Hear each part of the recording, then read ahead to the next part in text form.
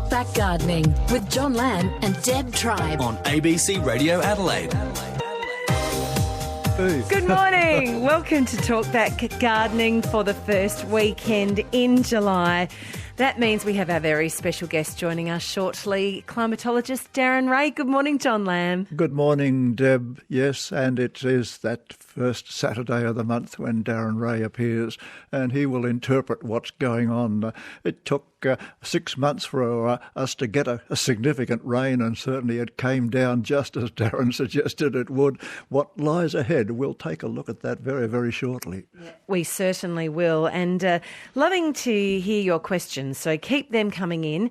We'll go to General Talkback Gardening in a few minutes' time after we speak to Darren, so get on the blower now and call in on 1300 222 891 to get in the queue to speak to John. We're getting lots of texts from you on the text line 0467 922 891 in relation to rain. I'll read some of them out before we speak to Darren, but I do have the latest ABC Organic Gardener magazine to give away a little bit later in the program as well. Helen says 184 millimetres in Aldgate. Paul and Irene say Coorong Keys, Hindmarsh Island, 134 millimetres for the month with 52 millimetres on one day. Both highest gaugings ever here. 45,000 litre tanks are full. Wow, that's great. Thanks, Paul and Irene. And Brett Draper, lovely Brett, who we deal with often here on Talkback Gardening, says 154.5 millimetres here in Mount Barker for June. Still down 90.5 compared to 2020. Regards, Brett. Thanks. I'm amazed to hear that. But then you get John, very dry in the Mallee at Pinaroo. This year, 25 millimetres since 1 July, 55 millimetres for the year.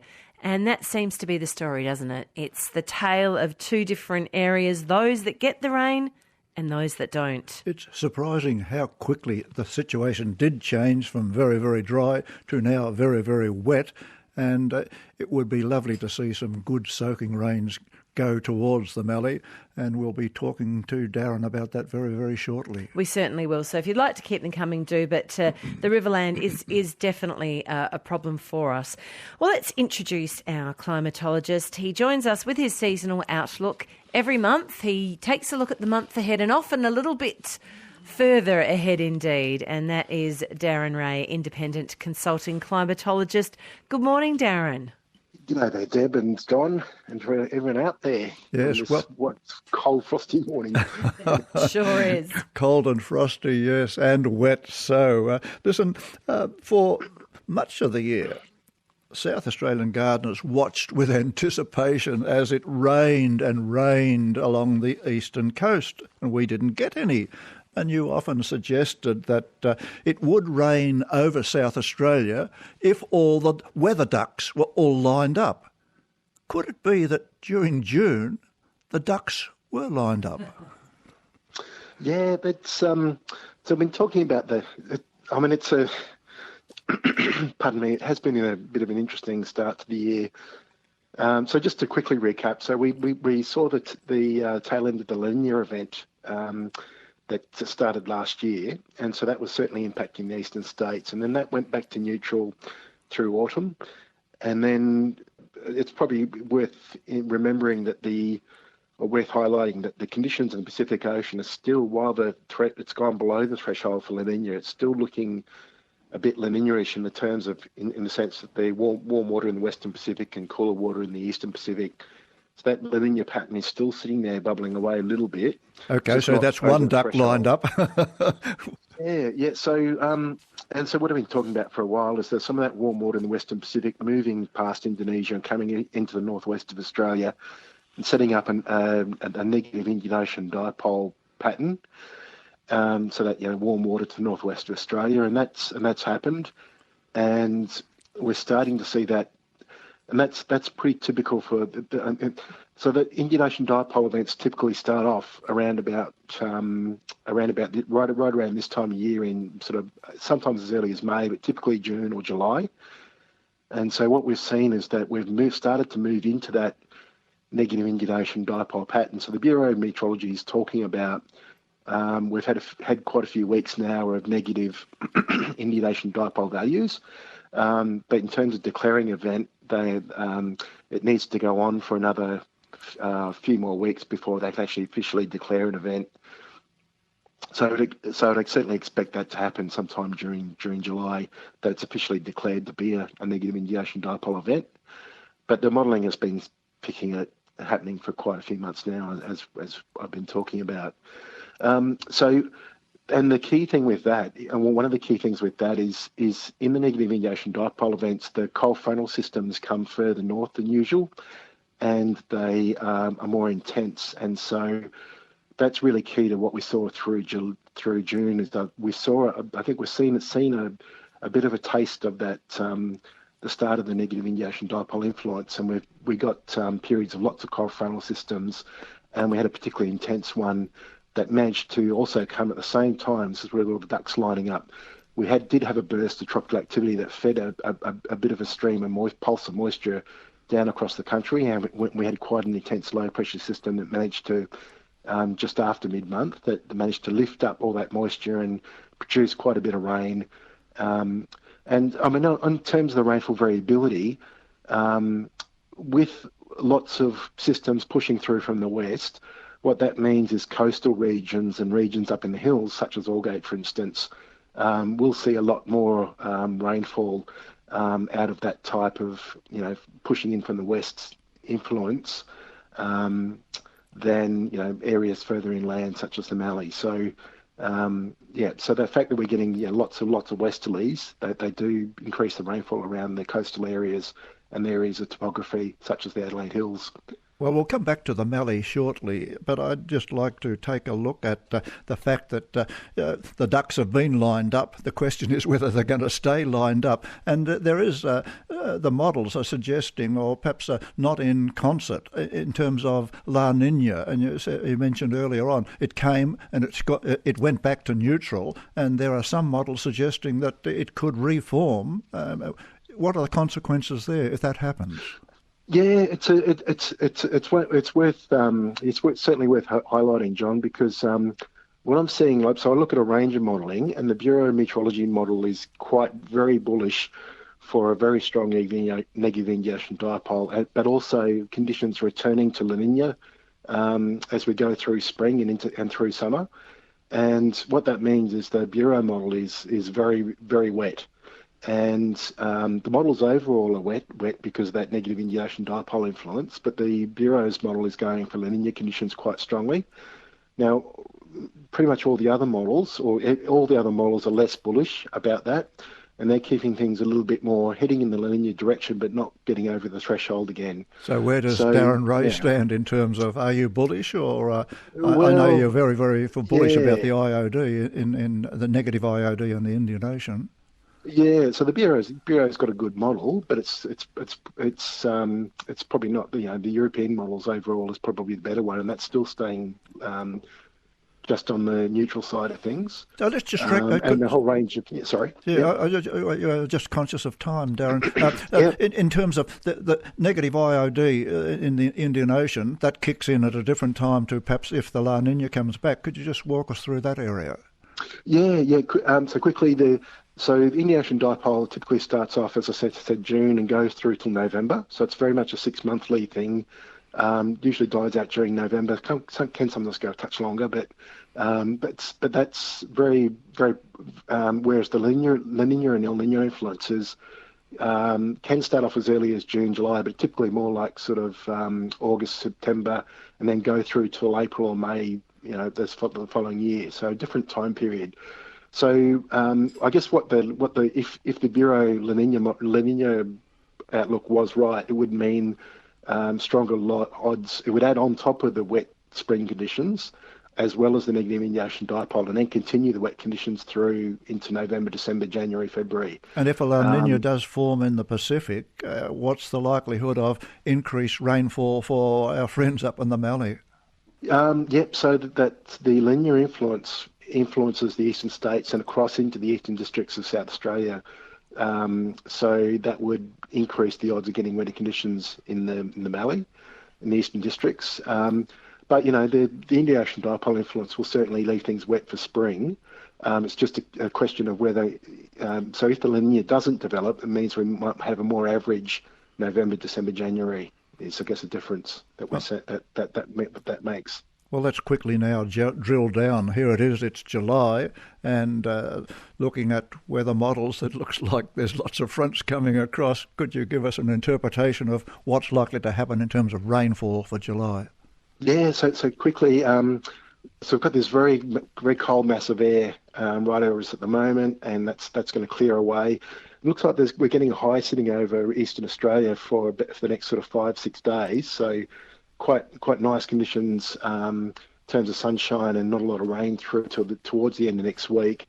And then it changes into this much more typical negative IOD pattern where we get lots and lots of frequent cold fronts from the west and lots of westerly winds and quite windy. So less frost risk overall, but quite cool conditions in general, and quite windy. So this is one of the things with the negative Indian Ocean dipole. The frost risk overall goes down in terms of numbers of frosts with the increased wind speed. And so then it looks like switches back to more of some clearer conditions again in the third week of the month. So we got, starting off the first week is more sunny, less rain. Second week, lots of cold fronts and frequent showers and windy. And then back to something a little nicer in the third week, and then back to the windy cold frontal thing in the last week of the month. So, quite variable through the month. Right. And at the end of the month, will you say we've had an average rainfall or above average? I'm saying average. The modelling overall, various models, is got something near average. Once again, there's not a lot of tropical activity showing right at the moment, so not seeing anything that would support heaps of rain, but there is, if you dig into the modelling a little bit, there is some hints of the possibility of a reasonable rain event in the last week of July. Well, the average for July for Adelaide is 66 millimetres. In terms of temperatures, the temperatures have been about 1 degree above average consistently for quite some time. Is that climate change kicked in, and we just accept the fact now that all of our temperatures, not all of our temperatures, but temperatures are going to be consistently above average, and perhaps we need to change our averages? Yeah, it's a great question. Things have warmed up by a little touch over a degree overall, and so we are sitting with that sort of background influence has lifted everything up a little bit, and. Yeah, so in negative Indian Ocean dipole years, you tend to see temperatures a little bit cooler than the average, but the average has gone up. In terms of if you look back, if you run the averages back, over 30, 40 years, where things have warmed up a bit. So means that a negative Indian Ocean dipole year now is a bit warmer than what it would have been, say 30, 40, 50 years ago. So will July be above the average of 15.8 for Adelaide? Yeah, as I was mentioning, there's some periods of clearer conditions and clearer skies, and alternating with the more wintry, colder conditions. So, so something around the average is not would be what I'd be expecting. Okay, so we need to now drill very quickly into August and September, end of winter, beginning of spring in terms of rainfall. Yeah, so very quickly, August looks, gradually what we expect now. So the influence of the Indian Ocean dipole peaks in September, October. And so basically as we move more towards that, we'll see stronger influence of the negative Indian Ocean dipole. And that's reflected in the rainfall. So it looks like we'll probably get a bit wetter than average August for Adelaide and more broadly across the state. And then it looks like September, October. The Bureau's model is very wet for September, October, but that's also also seeing that wetter conditions for all the other modelling as well. So it does look like we'll see peak influence as we go through September, October, and then as you would expect, the conditions go a little bit more average, depending on the model you're looking at as we go through November, December, but still staying on the wetter side of things. So. So August is looking a little bit wetter than average, near average temperatures. September probably a bit cooler than average, wetter. October wet, a little bit cooler than average, and then November is starting to get a little bit closer to average rainfall.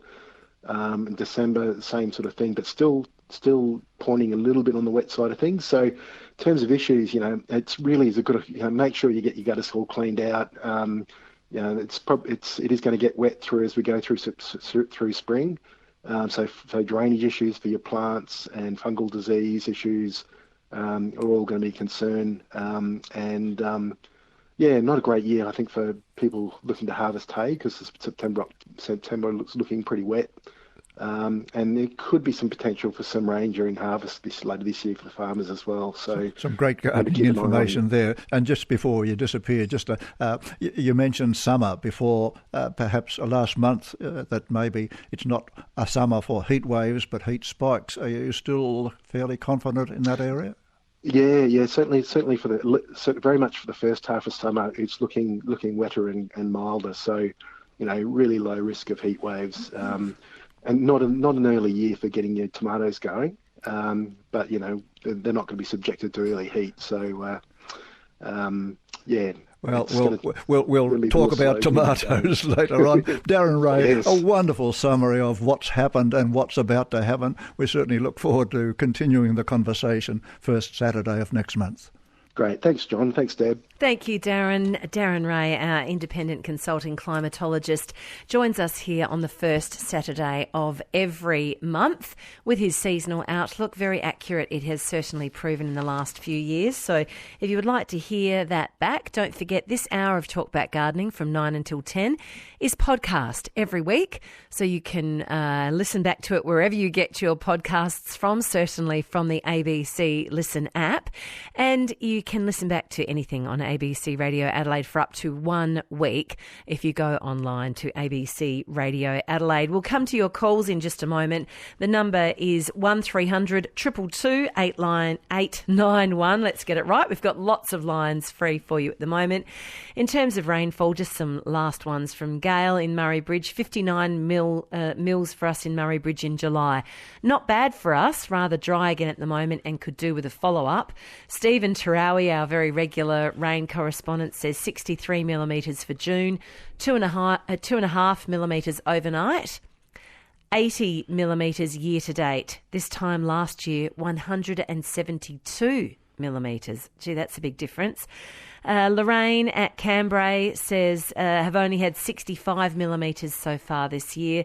And May in Whyalla says not much rain happening here, always seems to miss us. Ben in Orroroo says, whoopee-doo, all you lucky people with your amounts of rain. The Bureau seems to forget that people and areas above Blackrock and below Hawker don't exist.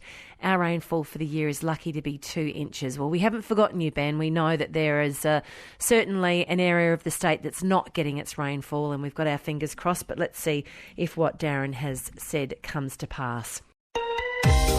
Talkback Gardening with John Lamb and Deb Tribe on ABC Radio Adelaide.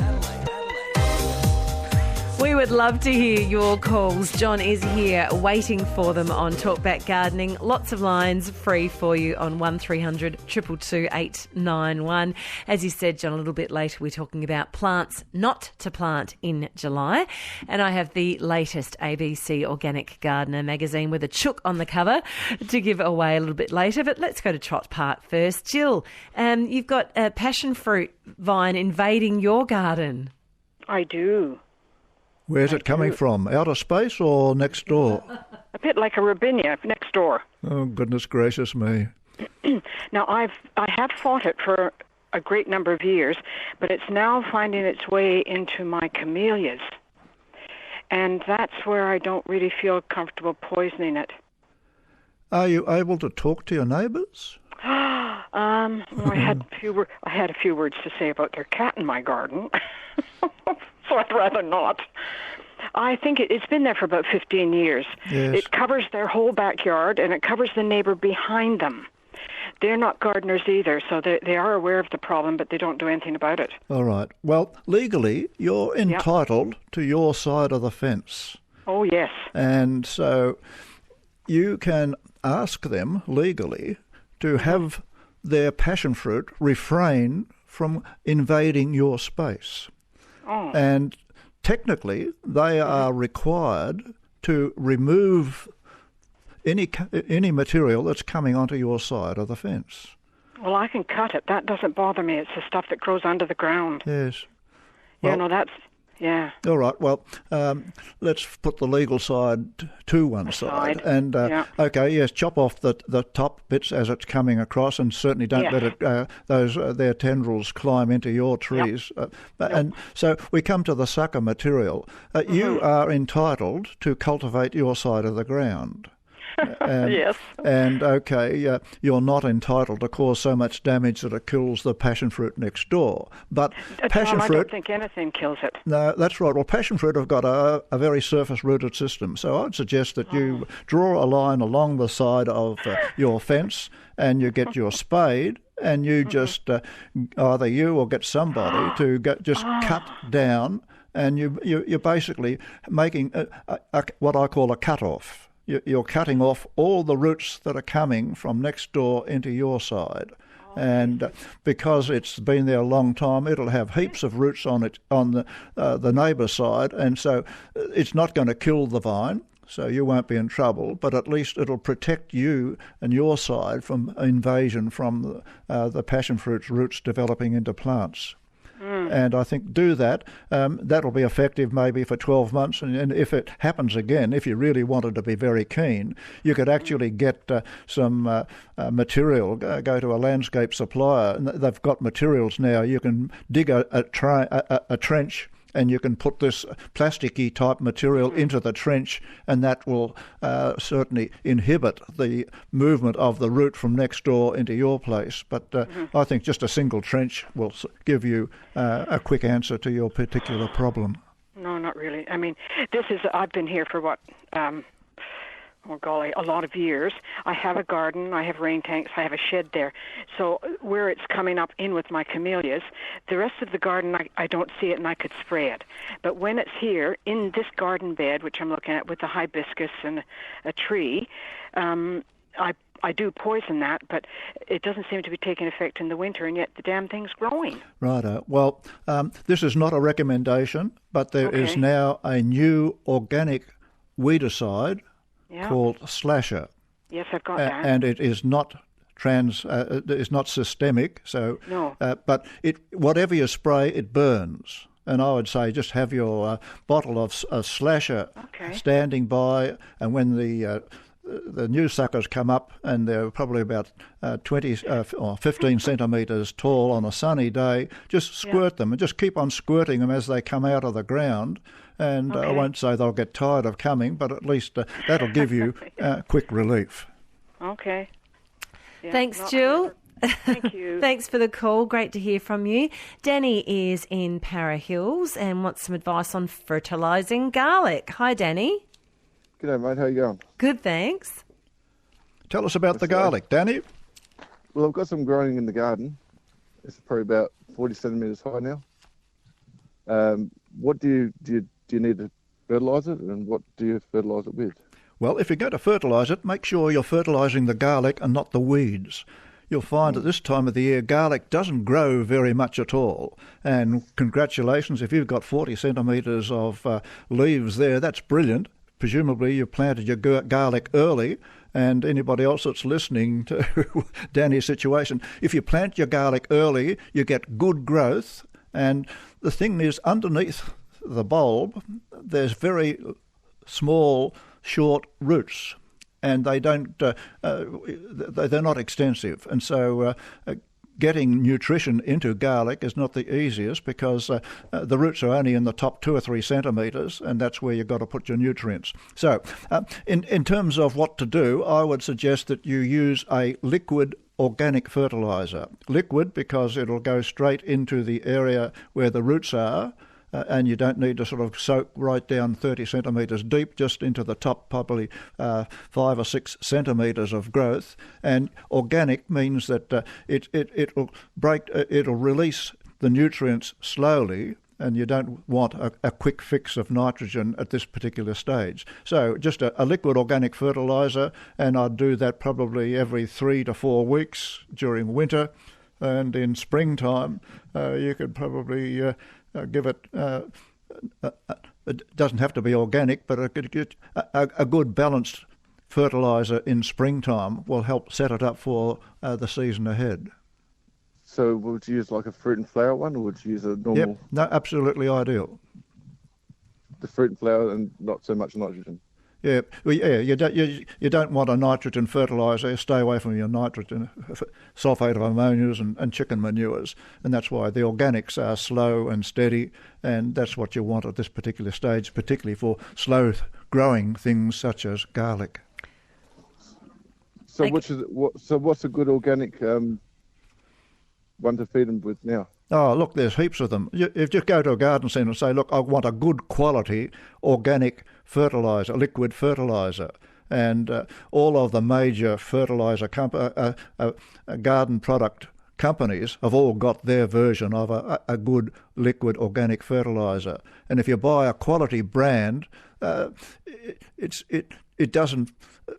It has to be, well, it has to be. You'll find that they are all good simply because their reputation is at stake. And so if you buy a good brand, you're on the right side. Danny, good luck with that. Thanks for calling in. On Darren Ray's report, Marty in Laura says, thanks for the Beekeeper's Rain report for Blossom. Thanks very much for that. John at Gawler East says, as a motorcyclist, what Darren had to say sounds terrible. Thanks very much, John.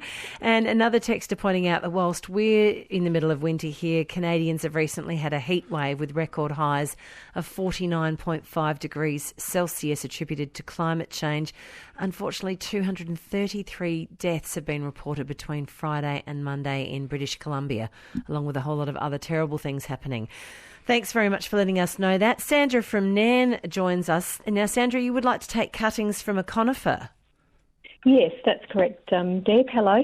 And just a quick note, Nairn roughly had about 111 millimetres of rain in June, so that was nice.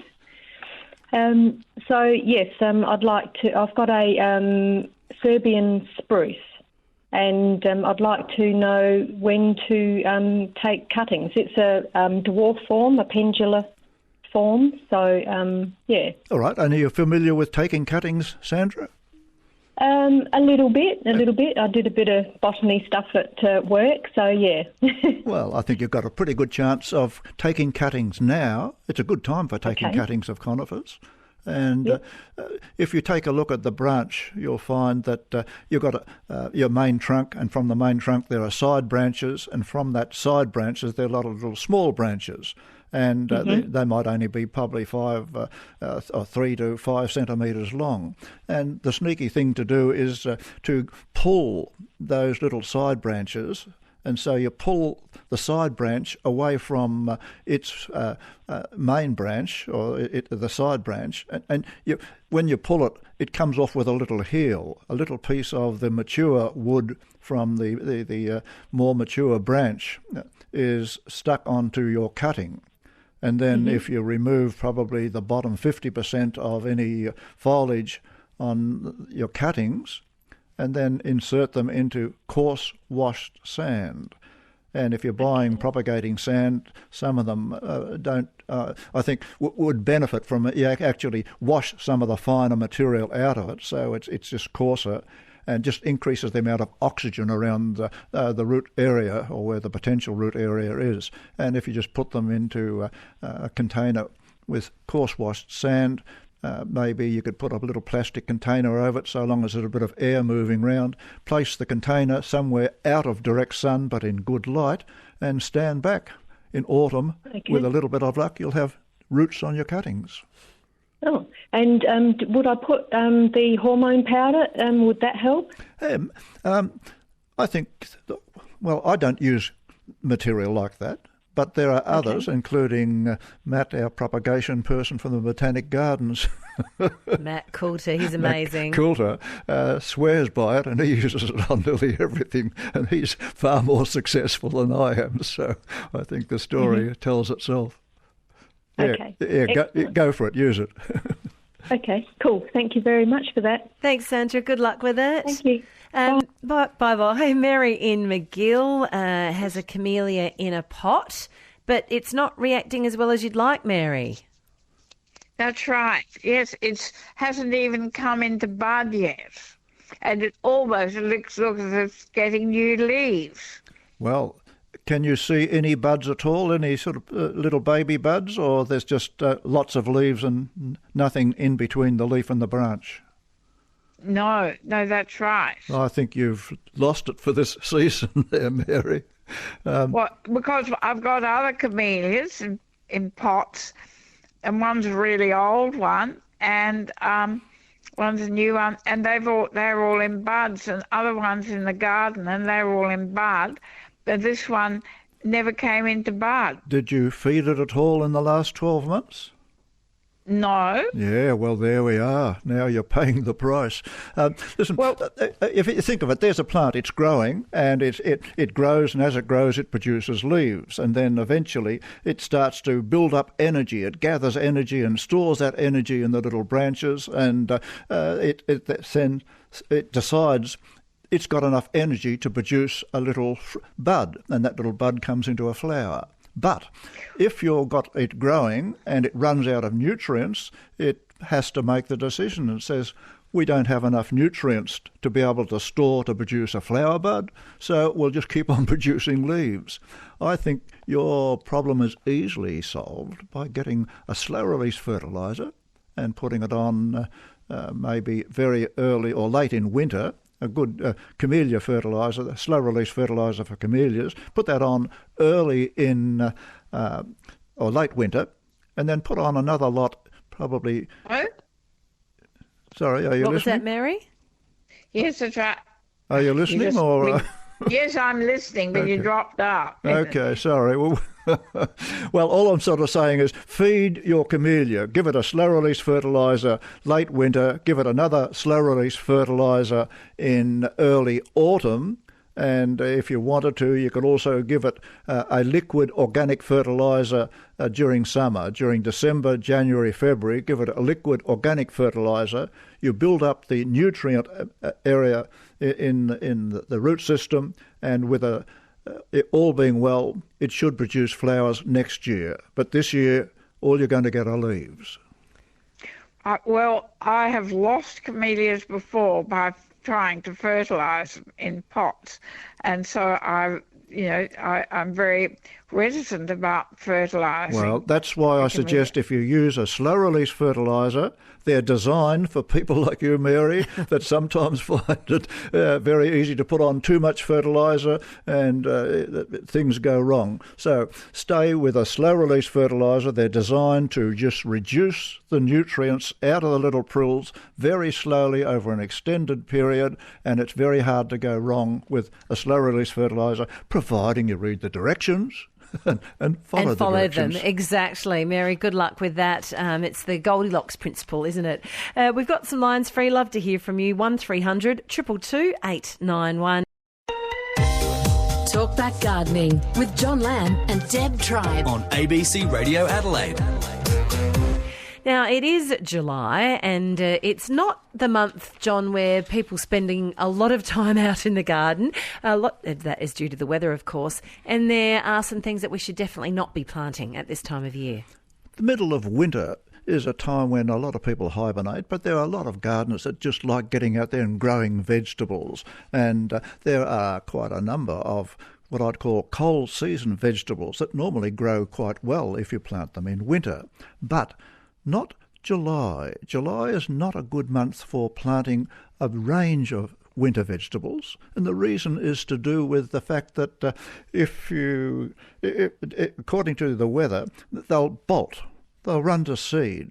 And if you can imagine it, there's something like a silver beet or a lettuce or a cabbage or a broccoli, and it's sitting there and the ground is very, very cold, and you've got a new seedling. We're talking about new seedlings now, not established plants, but new seedlings. You put them in the ground and they sit there, it's cold, it's wet, they don't grow very much at all. And by the end of winter, they haven't produced much growth, there's not much of a root system, And then all of a sudden, September comes and we get a sudden increase in temperature. And what happens is the hormone balance within the plant changes. And so instead of growing steadily, continuing to grow steadily, it goes from growth mode into flower mode. And from flowers come seeds. And so you'll find that if you plant in July, the plants grow so slowly, and if it turns out warm in early spring, the temperatures change the hormone balance and the plant just runs to seed. And the things that you need to perhaps be aware of are silver beet, some of the broccoli and cabbage, certainly a lot of the root vegetables, carrots and parsnips and red beet. I wouldn't be planting those in at the moment. So there are, on the other hand, certain vegetables that you can plant now, and they won't bolt to seed. And obviously peas and broad beans would be probably top of the pole there. And you might find that you can grow rhubarb. It's not really a vegetable, but it's there. And strawberries can be planted at the moment, asparagus. But it's not really a good time to put in quite a big range of the common type of vegetables that you would normally plant in winter. Wonderful. We'd love to get your calls, 1300 222 891. Gerald is in Paralowie. Now, you want to grow some blueberries, Gerald? Yes, I do. So tell us about what you're doing there, Gerald. Well, I've done nothing yet, but I want to prepare. I want to prepare the soil, to have it right for that particular plant. Can you tell me, are you wanting to plant an evergreen blueberry or a deciduous one? Well, I don't even know that. Right. Well, there are the deciduous ones, and they are probably best for areas that have got very, very very, very acid soil, the hills areas. And so, fortunately, in the last probably 5 or 6 years, we've had an introduction of what I'd call evergreen blueberries. And they are less susceptible to the pH of the soil. So there's things like Blueberry Burst, and there's a whole heap of them at the moment. You can buy them, and they probably are flowering now. They'll produce their fruit early in spring or during spring, and by summer, when it gets too hot, they're back into just normal growth mode. So they're very, very good. Look for evergreen blueberries, so get the right varieties to start with. Now, the next thing is, even so that they've got greater tolerance to pH, the change in pH, they still need an acid soil. So you're going to put them in the ground or in a container? No, in the ground. We have alkaline soil. All right. Well, right now it would be a good time to get a good quality organic potting mix and dig that into the existing soil. And what you do is you end up with a little mound, probably 10 or 15 centimetres higher than the ground around it. That gives you extra aeration and drainage. That's very important with blueberries, good drainage. So prepare the ground now, get the little raised mound. Next, you need to get some sulphur, garden sulphur. Garden sulphur, if you add it to the soil, makes the soil more acid. And if you put in, say, half a cupful... Sorry, you wanted to say something? Liquid or powder? Oh, you buy it as a powder and just mix it up and just spread it into the soil. And so you've got a square metre, you put in half a cup to the square metre and before you plant. And I would suggest that wait until probably we get into the beginning of August to actually plant. That's a good time because soil temperatures are rising. It'll go immediately into growth. And then make a little note that twice a year you put on half a cupful of your garden sulphur.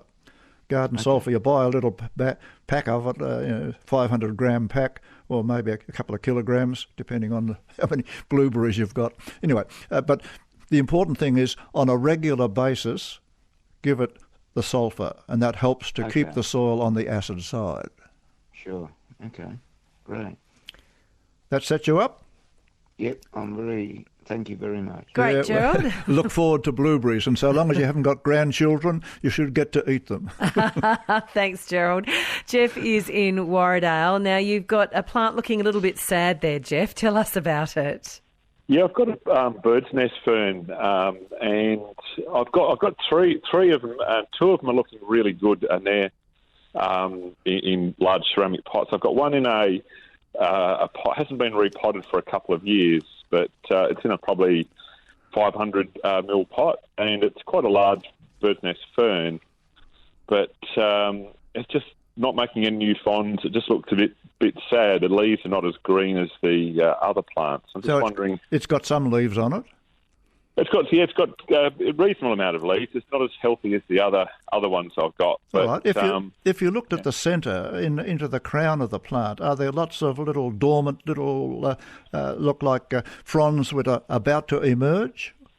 Nothing at all. Hasn't had any of those for quite some time. Okay, well, you've got a drainage problem there. Often you'll find that with the bird's nest ferns, you get leaves come up and you see all these little dormant fronds sitting there, and they look like they're about to burst, and they start to grow, and then they disappear because slugs and snails love them. And so that's one of the major reasons why people don't get lots of new fronds on their bird's nest ferns. If you're not getting... Sorry? Yeah, certainly haven't any problems with slugs or snails. They're sort of free of those. All right, okay. Well, that's probably not your situation, but I've added that just in case there's probably lots of people with that particular problem. So we come back to your situation there, Jeff. I would suggest that you're getting too much moisture in the soil. And if you're not getting the new fronds forming, it's quite likely that there's not the nutrients there to form them. And it could be that there's a root rot there, and there's just damage to your root system. So just check the way you're watering, unless, of course, the other, of course, is if it has dried out during summer, then that also can be just as deleterious. I think it probably maybe, if anything, got a bit wet during summer. So like you get a bit sunburnt at one point and maybe overcompensated with water. Yes, and I presume the leaves are fairly pale green or almost a yellowy colour? Yeah, pale green, yellowy, yeah. That's a good sign that it's wet feet. I'd put it somewhere where it's not going to get lots of rain over the next couple of months, but gets good light. Next time it looks like it needs a little bit of moisture, add some seaweed material or one of the soil stimulants, add that to the water and stay away from fertiliser till springtime. And in springtime, come in with a good quality liquid organic fertiliser.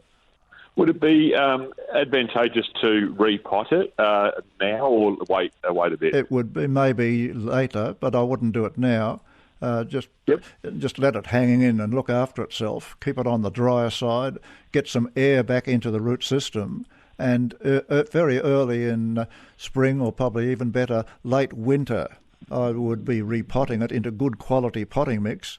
When you do that, take it out, take a look at the root system. If you find that lots of the roots are all black and there's little spear ends to the roots, you've got a root rot there. And I would be washing as much of the existing potting mix off, so it's a nice clean root system of what's left, and then put that back into good quality new potting mix, and you'll be surprised at the difference that makes. Okay, thanks very much. Thanks, Jeff, for the call. Lovely to hear from you. I have the latest ABC Organic Gardener magazine to give away in just a moment. If you haven't won one with us in the last month, and you can tell us what's on the cover of the latest edition, call now on 1300 222 891. Talkback Gardening with John Lamb and Deb Tribe on ABC Radio Adelaide. Congratulations to Victoria from Croydon Park, who has won the latest ABC Organic Gardener magazine. Let's now go to beautiful Port Augusta. Now, Brenda, your apricot tree's got a bit of a sinking feeling, I hear. Yes, it has. Yes, I'm a bit worried. I don't know how, I've got an idea how to do it, but I can't do it. It needs to be lifted, doesn't it? Well, you need to describe what's happening there, Brenda. Give me a mental picture. The ground around it has sort of sunk a little bit. My husband, who's passed away now, he planted them, but it's a little lower in the ground. This part of the garden is very low, and when I water it, it gets covered up. So I've got to dig it out every time I water it because it's the rootstock, it's below the ground. Well, and every time you go past, it says help. Yes, I know. It's looking at me all the time saying do something. How long's it been in the ground, Brenda? This is the 4th year, and last year was my first good crop. I'd suggest that probably your late husband was a good gardener, and he probably put lots of organic matter in the soil before he put in the tree. I think so. And what's happening is that the organic matter is continuing or has continued to break down. And so as it breaks down, obviously, it just sinks down into the ground. And you end up with a hollow rather than a mound. What to do? Are you a good gardener? Well, I don't garden very much. I have a gardener who comes around from my health.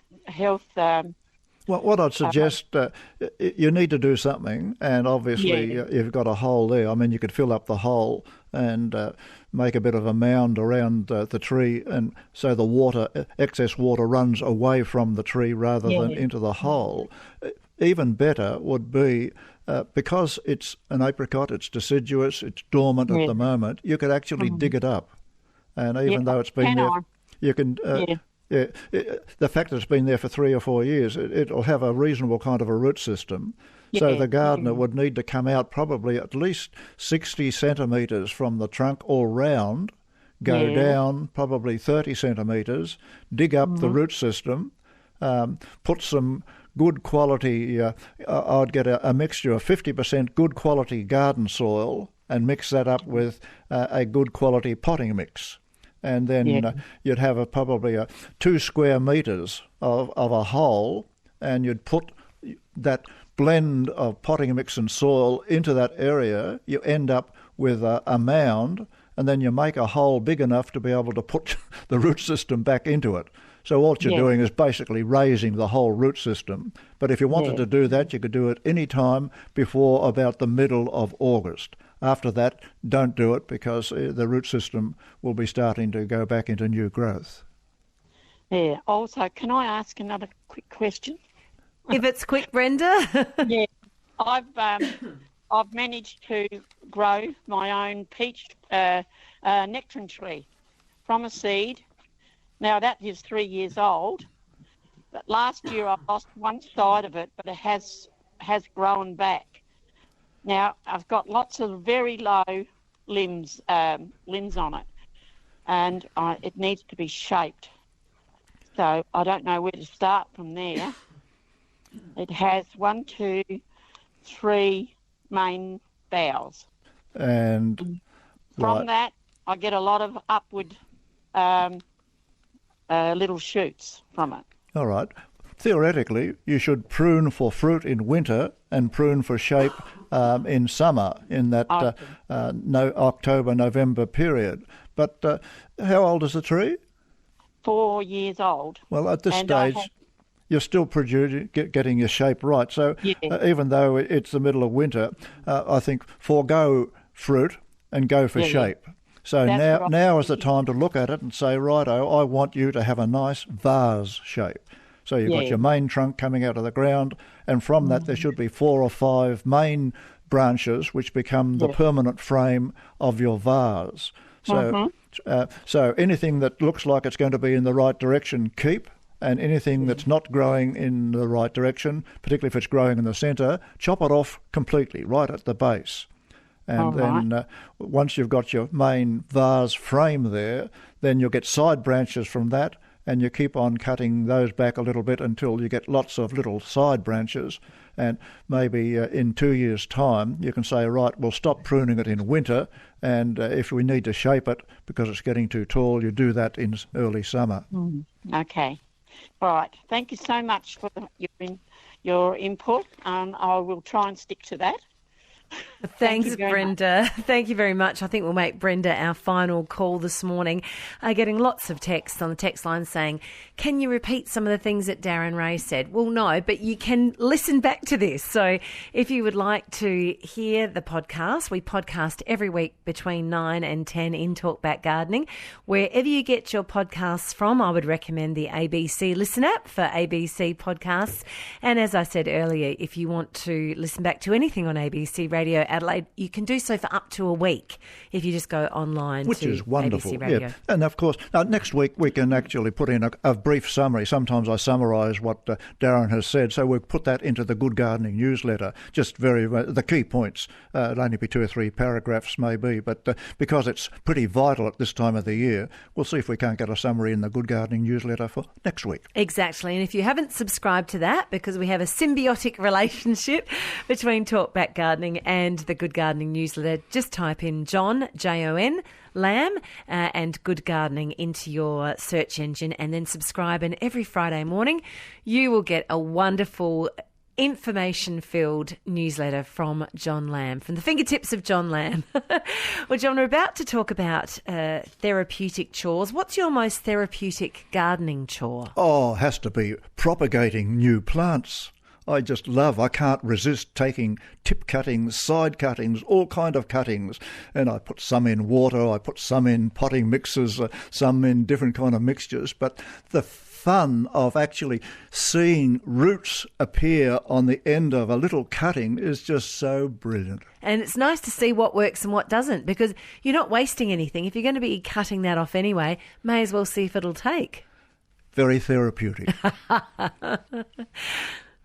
Okay, so that's it for this week. Just bear in mind that next week, Tim Marshall, organic gardener, will be back in town, and he's available to come into the studio. So I think we'll do a little mini masterclass on organic gardening. Have your questions ready. Until Tim then, Marshall. Next week, good gardening.